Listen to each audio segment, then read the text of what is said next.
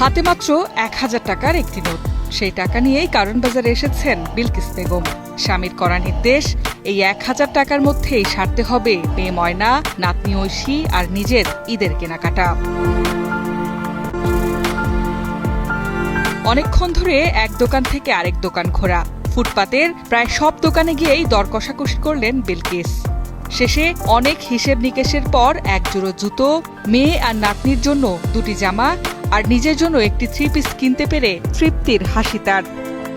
১,০০০ টাকার ভিতরে নাতির জন্য কিনছি, মায়ের জন্য জামা কিনছি, একটা প্লাজো কিনছি, নাতির লাগে এক সেট জামা কিনছি, আমার জন্য 3 পিস করে কিনছি। কাঁচা বাজারের উল্টো পাশে নীল আকাশের নিচে বসা দোকানগুলোতে দুই ছেলে আর আদরের মেয়েকে নিয়ে ঈদ বাজার করতে এসেছেন মতিন মিয়া। সন্তানের বায়না মেটাতে সামর্থ্য খুব বেশি না থাকলেও একমাত্র মেয়ের মুখের হাসি ফোটাতে হিসেব নিকেশ হার মানে। একটা মেয়ে তো, ওর যা পছন্দ আমারও চেষ্টা করতেছি ওর চাহিদাটা পূরণ করার জন্য, যেটুকু পারতেছি আর কি। অন্যদিকে ঈদের জামা কাপড় তো দূরের কথা, দিনমজুর করিম মিয়ার চিন্তা এখন পোলার চাল আর সেমাই নিয়েই। ঈদের দিনটায় অন্তত ঘরে একটু ভালো কিছু রান্না হবে কিনা সেই ভাবনাতেই দুশ্চিন্তা তার। অন্যের ১,০০০ টাকার ঈদের বাজার প্রতিদিন টেনে দেন তিনি, কিন্তু নিজের ঘরের জন্য এখনো কেনা হয়নি কিছুই।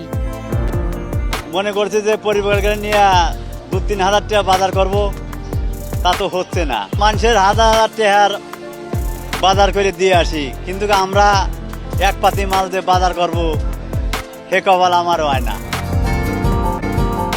মুদ্রার উল্টো পাশের দৃশ্যটি আবার একেবারেই ভিন্ন। শহরের অন্য প্রান্তে শীততাপ নিয়ন্ত্রিত, ঝলমলে আর কোলাহল মুক্ত পরিবেশে জমে উঠেছে ঈদের কেনাকাটা। নামিদামি শোরুমে পছন্দের পোশাক খুঁজে খুঁজে হাজার হাজার টাকায় কিনছেন এই ক্রেতারা। আনুষঙ্গিক কেনাকাটার পরিমাণ ছাড়িয়ে যাচ্ছে কয়েক লাখ টাকা। ঈদ সবার জন্য আনন্দের উৎসব, কিন্তু আয়ের এই ব্যবধান যেন এই আনন্দকে দুই ভিন্ন রঙে আঁকে।